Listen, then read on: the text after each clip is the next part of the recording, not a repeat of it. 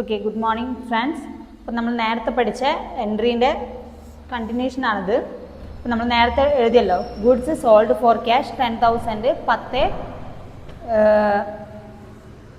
Date 10/10/2019. അപ്പോൾ അതിൻ്റെ journal entry എങ്ങനെയാണ് വരുന്നത്? നമ്മൾ എഴുതിയത് ജേണലാണ്. Cash account debtor to sales, cash sales ആണ് 10,000. ദെൻ നമ്മളത് പോസ്റ്റ് ചെയ്യുകയാണ്, ലെഡ്ജറിലേക്ക് പോസ്റ്റ് ചെയ്യുന്ന സമയത്ത് നമ്മൾ ഇതിൽ ഏതൊക്കെ ഐറ്റംസ് ആണുള്ളത് വെച്ചാൽ അതിൻ്റെ അക്കൗണ്ട് സെപ്പറേറ്റ് അക്കൗണ്ട് പ്രിപ്പയർ ചെയ്യണം. ഇതിലിപ്പോൾ നമുക്ക് ക്യാഷും സെയിൽസും ഉള്ളൂ. അപ്പോൾ ക്യാഷ് അക്കൗണ്ട് പ്രിപ്പയർ ചെയ്യുന്ന സമയത്ത് നമ്മൾ ക്യാഷ് അക്കൗണ്ടിൽ എന്താണ് എഴുതുന്നത്? ഈ ക്യാഷ് അണ്ടറിൽ എന്തൊക്കെ എൻട്രീസ് വന്നു? അപ്പോൾ ടു സെയിൽസ് ആണ് വരുന്നത്. അപ്പോൾ ടു സെയിൽസ് എന്ന് പറയുമ്പോൾ നമുക്ക് ഡെബിറ്റ് സൈഡ് ആണ് വരിക. അപ്പോൾ ടു സെയിൽസ് ആ ഡേറ്റിൽ എമൗണ്ട്, ആ അക്കൗണ്ട് വേറെ ട്രാൻസാക്ഷൻസ് ഒന്നുമില്ലല്ലോ. അപ്പോൾ ആ അക്കൗണ്ട് നമ്മൾ ക്ലോസ് ചെയ്യുന്നു. ടു സെയിൽസ്, ഇത് സെയിൽസ് എന്ന് പറഞ്ഞാൽ 10,000 ഈച്ച് ആക്കി ക്ലോസ് ചെയ്യുന്നു. രണ്ടാമത് നമ്മൾ പ്രിപ്പയർ ചെയ്യുന്നത്, ഇപ്പോൾ ക്യാഷ് അക്കൗണ്ട് പ്രിപ്പയർ ചെയ്തതിന് സെയിൽസ് അക്കൗണ്ട് ആണ് പ്രിപ്പയർ ചെയ്യുന്നത്. സെയിൽസ് അക്കൗണ്ടിൽ വരുന്ന സമയത്ത് എന്താ? ബൈ ക്യാഷ് ആണ് അല്ലേ? ക്യാഷ് നമുക്ക് സെയിൽസ് അക്കൗണ്ടിലേക്ക് വരികയാണ് ചെയ്യുന്നത്. അപ്പോൾ എങ്ങനെ എഴുതുന്നത്? ക്രെഡിറ്റ് സൈഡിലായിരിക്കും വരിക. ഓക്കെ, ഇവിടെ ഡെബിറ്റ് സൈഡിൽ എപ്പോഴും ടു ക്യാഷോ ടു ഐറ്റംസ് ആണ്, ഇവിടെ ബൈ ക്യാഷ് ആണ് വന്നത്. അപ്പോൾ ആ ഡേറ്റ് കോളത്തിൽ നമ്മുടെ ഫോർമാറ്റ് വരച്ചെന്നുള്ളൂ, നമുക്കറിയാമല്ലോ. ഫസ്റ്റ് കള്ളി ഡേറ്റ് ആണ്, then particulars, then journal folio, then amount. അതേപോലെ തന്നെ ഇവിടെ വരെ date, particulars, journal folio, amount. അപ്പം ക്രെഡിറ്റ് സൈഡിൽ എന്താ വരുന്നത്? ബൈ ക്യാഷ് ആണ് വരുന്നത് അല്ലേ? അപ്പോൾ 10/11/2009 ബൈ ക്യാഷ് 10,000. അപ്പോൾ ഇങ്ങനെയാണ് നമ്മൾ ലെഡ്ജറിലേക്ക് പോസ്റ്റ് ചെയ്തത്. മനസ്സിലായില്ലേ? മനസ്സിലായെന്ന് വിചാരിക്കുകയാണ്. അതായത് നമ്മൾ ട്രാൻസാക്ഷൻ തന്നു, ആ ട്രാൻസാക്ഷൻസിനെ നമ്മൾ ജേർണലൈസ് ചെയ്തു. ജേർണലൈസ് ചെയ്യുന്ന സമയത്ത് നമുക്ക് അതിൽ ഏതൊക്കെ ഐറ്റംസ് ഉണ്ടോ ആ ഐറ്റംസിനൊക്കെ നമ്മൾ തന്നെ എന്താ ചെയ്യുന്നത്? നെക്സ്റ്റ് നമ്മൾ പ്രിപ്പയർ ചെയ്യുക ലെഡ്ജറാണ്. അപ്പോൾ ജേർണലിൽ എത്രയൊക്കെ ഐറ്റംസ് ഉണ്ടോ ആ ഐറ്റംസിനൊക്കെ സെപ്പറേറ്റ് അക്കൗണ്ട് നമ്മൾ മെയിൻറ്റെയിൻ ചെയ്യുന്നു. ആ അക്കൗണ്ടിലേക്ക് നമ്മൾ ഓരോ ഈച്ച് ഐറ്റത്തിനെയും പോസ്റ്റ് ചെയ്യുന്നു. ഓക്കെ, ഇങ്ങനെയാണ് നമ്മൾ ജേർണൽ ചെയ്യുക. ദെൻ വേറൊരു എക്സാമ്പിൾ പറയുകയാണെങ്കിൽ നമുക്ക് വേറൊരു എക്സാമ്പിൾ നോക്കാം.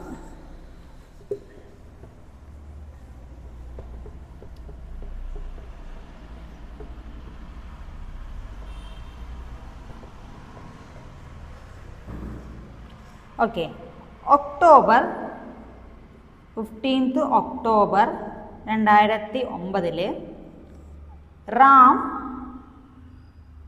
Paid 4,800 and was allowed discount allow ചെയ്തു. എത്ര? Allowed discount 200 rupees. റാം 4,800 രൂപ പേ ചെയ്തു, അയാൾക്ക് ഡിസ്കൗണ്ട് ആയിട്ട് 200 രൂപ കിട്ടി എന്ന് ഡേറ്റിന്. അപ്പോൾ അതിൻ്റെ ജേണൽ എങ്ങനെയായിരിക്കും വരിക? ജേണൽ എൻട്രി ഫോർമാറ്റ് വരച്ച് നിങ്ങൾ ചെയ്യാം. ഓക്കെ, ഞാൻ പെട്ടെന്ന് ഇപ്പോൾ ഇവിടെ പറയുന്നതുകൊണ്ട് നമുക്ക് ഫോർമാറ്റ് തന്നെയാണ് വരയ്ക്കുന്നുള്ളതെന്നുള്ളൂ. ഓക്കെ, ഞാൻ എന്നാലും വരച്ച് കാണിച്ചു തരാം. ജേണൽ വരയ്ക്കുന്ന സമയത്ത് നമുക്ക് ഡേറ്റ് കോളത്തിൽ എത്രയാ? 15 October 2009. ദെൻ പെർട്ടിക്കുലർ കോളത്തിൽ എങ്ങനെയായിരിക്കും വരിക? Ram paid 4,800 was allowed discount 200. എങ്ങനെയാണ് വരിക?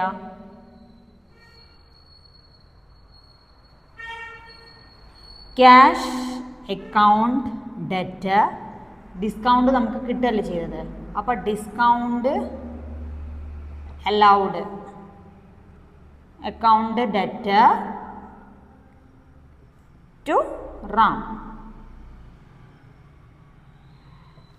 എങ്ങനെയായിരിക്കും അതിൻ്റെ ജേണൽ എൻട്രി വരുന്നത്? Okay, Ram paid 4,800 was discount allowed, discount നമുക്ക് കിട്ടുകയാണ് ചെയ്തത്, ഡിസ്കൗണ്ട് കിട്ടുകയല്ലേ ചെയ്യുന്നത്.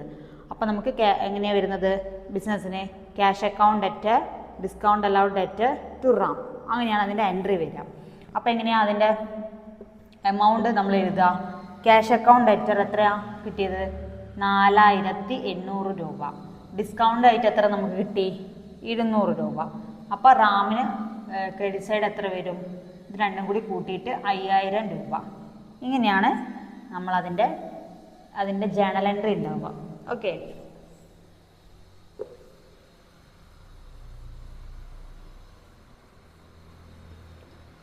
മനസ്സിലായില്ലേ? പിന്നെ ജേണൽ എൻട്രി വരെ എങ്ങനെയായിരിക്കും? ക്യാഷ് അക്കൗണ്ട് അറ്റ് ഡിസ്കൗണ്ട് കിട്ടിയതുകൊണ്ട് ഡിസ്കൗണ്ട് അലൗഡ് അറ്റ് ടു റാമിന് പേ ചെയ്തത്.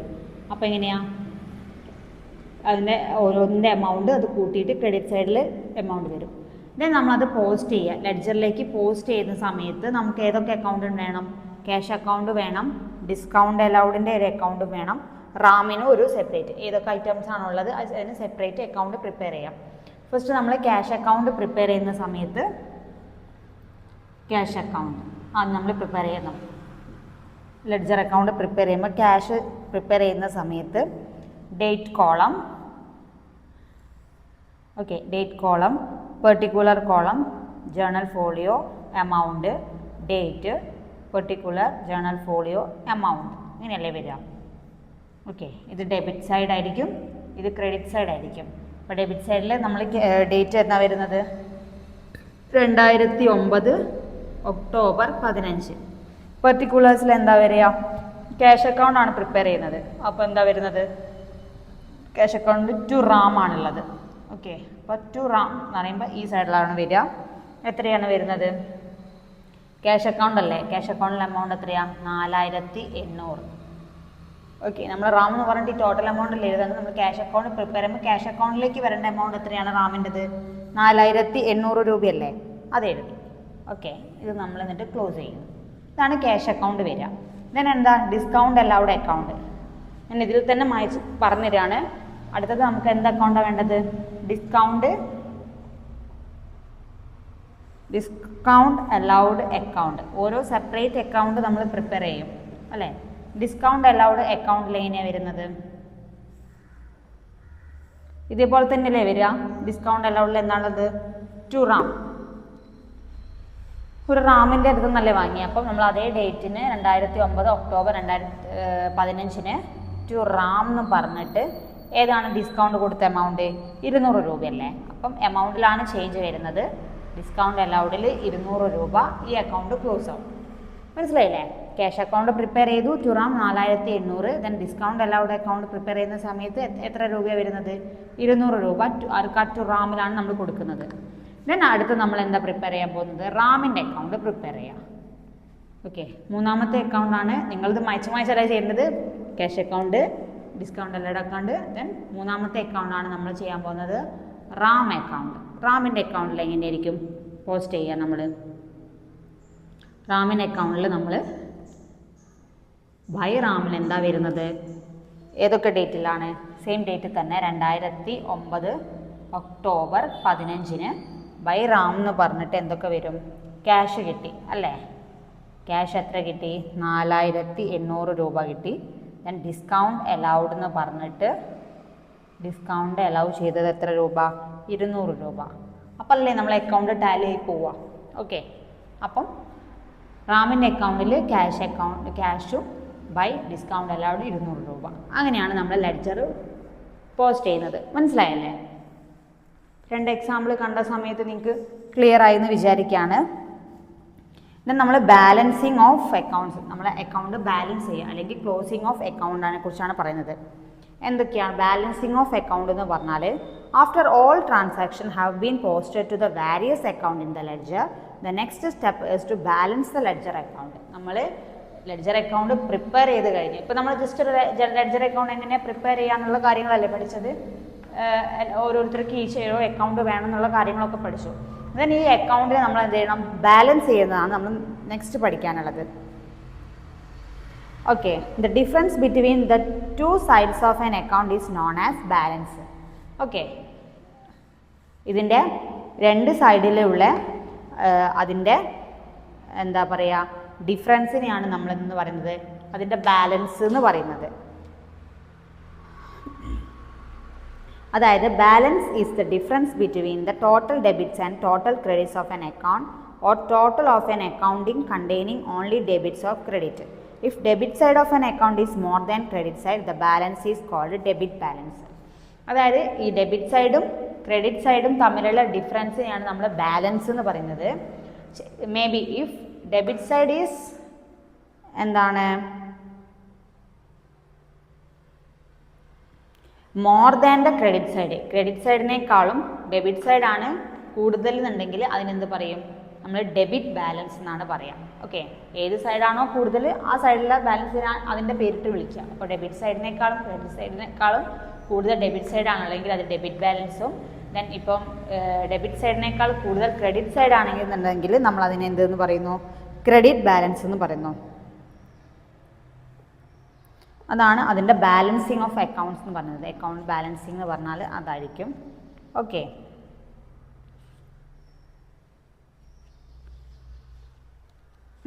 ദെൻ കുറേ എക്സാമ്പിൾസ് ആണ് നമുക്കുള്ളത് ക്ലാസ് മാത്സ് കണക്കൊക്കെ വെച്ച് ചെയ്യുമ്പം. അപ്പോൾ നിങ്ങൾക്കൊരു സിമ്പിൾ അക്കൗണ്ട് ഇതിൻ്റെ തിയറി സൈഡ് കറക്റ്റ് മനസ്സിലാക്കിയാലേ നമുക്കത് പ്രിപ്പയർ ചെയ്യാൻ പറ്റും. ഇപ്പോൾ പഠിച്ചാൽ മനസ്സിലായില്ല, ലെഡ്ജർ എന്ന് പറഞ്ഞാൽ എന്താണെന്ന് മനസ്സിലായി. ലെഡ്ജറിൽ നമ്മൾ ട്രാൻസാക്ഷനെ ചെയ്യുന്നതിനെ നമ്മൾ എന്ത് പറയുന്നു? പോസ്റ്റിംഗ് എന്ന് പറയുന്നു. അപ്പോൾ ലെഡ്ജറിൽ നമ്മൾ ഈച്ച് അക്കൗണ്ട് പ്രിപ്പയർ ചെയ്യും. ഈച്ച് ഐറ്റത്തിന് വേണ്ടിയിട്ട് നമ്മൾ സെപ്പറേറ്റ് അക്കൗണ്ട് ആയിരിക്കും പ്രിപ്പയർ ചെയ്യുക ലെഡ്ജറിൽ. അത്രയ്ക്കാണ് ലെഡ്ജർ എന്ന് പറഞ്ഞാൽ. ലെഡ്ജറിൻ്റെ ഫോർമാറ്റ് കാര്യങ്ങൾ അതൊക്കെ പഠിച്ചില്ലേ?